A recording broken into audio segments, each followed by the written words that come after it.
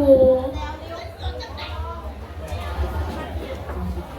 7 ตุลาประกาศกองย้องซาครูคำผู้นำคนทำอิฐคิดกระทำการแท้แปรวิชาความรู้สู่สิทธิ์ลาวทำเฮียนนำพาสิทธิ์กบรู้ภาษาศาสตร์ศาสนาลาวเทศใดนักประธานเก่งกล้า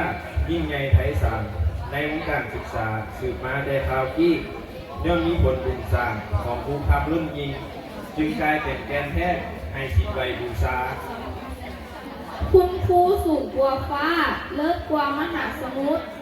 สุดโยนแดนดินดอนไงยาวไปกว้างหลวงพระไทยใส่แจ้งแห่งศรัทธากว่ารุ่นอังฝันในใจมูน้องบ่มีมือเสื่อมสลายมือนี้สิทธิ์ขอมอบดอกไม้ป้องกันของขวัญเพื่อตอบคุณแทนองค์ครูที่ดูแลสอนซี่มีที่ไหนผิดพลาดเรื่องขาดตกบกพร่องอโหสิกรรมให้มูน้องหมู่ยังน้อยอ่อนปัญญาด้วยเถิดขออวยพรทรงท้ายให้ครูอาจารย์อยู่ดีมีสุขทุกประการมีครบเครื่องกินดื่มของไส้อันใหญ่ยาวนั้นจงเกิดมีแก่ทุกทานใหญ่คือหน้าที่ตอบแทนแข็งคือสุขภาพแข็งแร